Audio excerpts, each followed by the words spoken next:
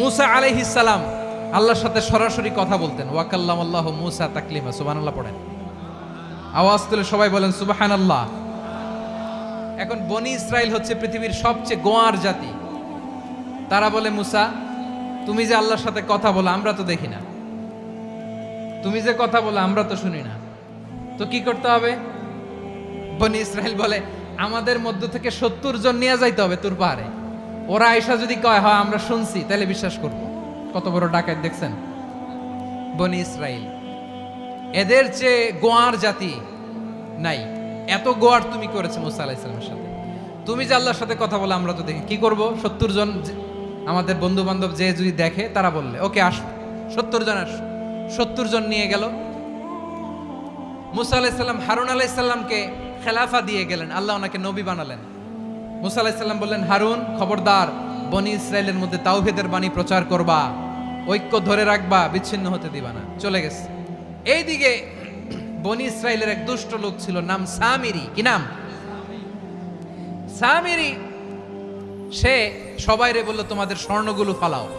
স্বর্ণগুলো ফেললো। বনি ইসরাইলের স্বর্ণগুলোকে গলিয়ে সে একটা গরুর বাচ্চা বানালো। গোবৎস। কিসের বাচ্চা?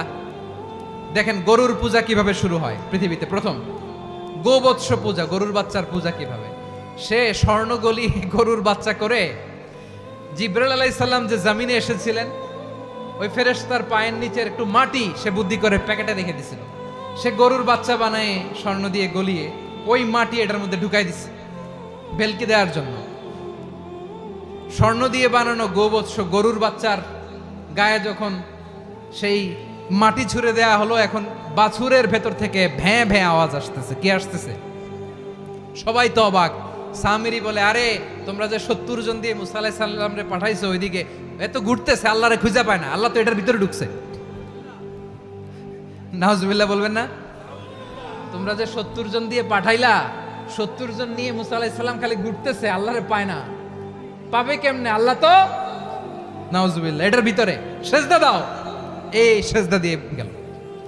আল্লাহর নবী হারুন আলাইহিস সালাম বললেন, খবরদার, এটা সুস্পষ্ট শিরক। আল্লাহ সব গুনাহ মাফ করে, শিরকের গুনাহ মাফ করে না। খবরদার, তোমরা থামো। কে শোনে কার কথা? এই যে যেমন এখন আপনারা আমার কথা শুনতেছেন না? শুনতেছেন? হারুন আলাইহিস সালাম বললেন, খবরদার, এই শিরকি কাজে তোমরা সংযুক্ত হয়ো না। তোমাদেরকে কি মনে নাই আমার ভাই মুসা আলাইহিস সালাম কি বলছে? আল্লাহ শিরক মাফ করে না। খবরদার, শিরক করো না, আল্লাহরে ভয় করো। হারুন আলাইহিস সালাম তাদেরকে বুঝালেন, শিরক করো না, আল্লাহরে ভয় করো। শুধু এতটুকুই তিনি বুঝালেন, দাওয়াতি কাজ পালন করলেন, কিন্তু প্রতিরোধ করেন নাই, সশস্ত্র সংগ্রামে লিপ্ত হন নাই, বাধা দেন নাই। কারণ গৃহযুদ্ধ বেঁধে যেতে পারে। উনি ভাবলেন, আমি যদি আমার বাহিনী নিয়ে দাওয়াত দেওয়ার সাথে সাথে প্রতিরোধ করি, আক্রমণ করি, ওরাও আমারে আক্রমণ করবে, ব্লাডশিড হবে, রক্তপাত। এমন অবস্থা হবে বনি ইসরায়েলের মধ্যে, যেটা হয়তো আমার ভাই মুসাও কন্ট্রোল করতে পারবে না। সুবহানাল্লাহ কইবেন না? এক একজন নবীকে আল্লাহ তাআলা কি ইন্টেলেক্ট দিয়ে পাঠিয়েছেন। তিনি ভাবলেন, আমি দাওয়াতি কাজটাই করি, এটা যে হারাম এটা থেকে শুধু বারণ করি, কিন্তু প্রতিরোধ না করি। আমি যদি ঐক্য ধরে রাখতে পারি, বাকিটা আমার ভাই সামলে নেবে। সুবহানাল্লাহ। হারুন আলাইহিস সালাম প্রতিরোধ করলেন না। বনি ইসরায়েলের মধ্যে গৃহযুদ্ধ বেঁধে যাওয়ার আশঙ্কায় প্রতিরোধ করলেন না, আক্রমণ করলেন না, শুধু দাওয়াত দিলেন। ইন দা মিন টাইম মুসা আলাইহিস সালাম আল্লাহর সাথে কথা বলে যখন ফিরে আসলেন, দেখলেন বনি ইসরায়েলের অধিকাংশ লোক মুশরিক হয়ে গেছে। মুশরিক হয়ে গেছে। মুসা আলাইহিস সালাম রেগে গেলেন। রেগে প্রথমে বনি ইসরায়েলদেরকে অ্যাটাক না করে ভাইয়ের দাড়ি ধরলেন। হারুন আলাইহিস সালামের দাড়ি আর চুল।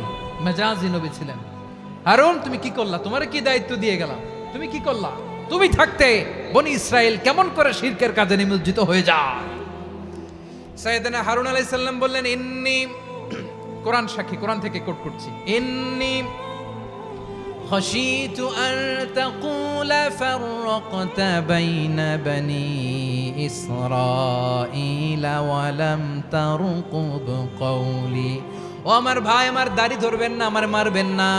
আমি ভয় করেছি, আমি ভয় পেয়েছি, না জানি আপনি বলেন তুমি কেন খাশিতু আন তাকুলা ফাররাকতা বাইনা বনি ইসরাঈল, আপনি এসে আমারে যদি বলেন তুমি কেন ঐক্য ধরে রাখলে না, কেন মারামারি হলো, কেন রক্তপাত হলো? তোমার কি এই দায়িত্ব আমি দিয়েছিলাম? আমার কথার দিকে কি তুমি ভ্রুক্ষেপ করো নাই? আমি যে বলছি তাওহীদের বাণী প্রচার করবা আর ঐক্য ধরে রাখবা, আমার কথা কি শোনো নাই? আপনি আমারে ধমকাবেন, এই জন্য আমি প্রতিরোধ করি নাই, আক্রমণ করি নাই, গৃহযুদ্ধ আটকানোর জন্য, কিন্তু আমি দাওয়াত দিয়েছি। সুবহানাল্লাহ পড়েন। ঐক্য ধরে রেখেছেন। মুসা আলাইহিস সালাম মুহূর্তেই সামিরীকে আক্রমণ করলেন, অ্যাটাক করলেন, শাস্তি দিলেন। মুহূর্তেই ওই গোবৎস গরুর বাছুরকে ভেঙে চুড়ে মেসাকার করে সাগরের মধ্যে ভাসিয়ে দিলেন। পুরো বনি ইসরায়েলকে আবার তাওহীদের উপর প্রতিষ্ঠিত করলেন। পড়েন সুবহানাল্লাহ। এই ঘটনা থেকে শিক্ষা কি? শিক্ষা হচ্ছে আপনি শিরকের আড্ডাখানা দেখলেও বৃহৎ স্বার্থে তাওহীদের দাওয়াত দিবেন, প্রয়োজনে আপনি ঐক্য নষ্ট করবেন না। সুবহানাল্লাহ পড়বেন না?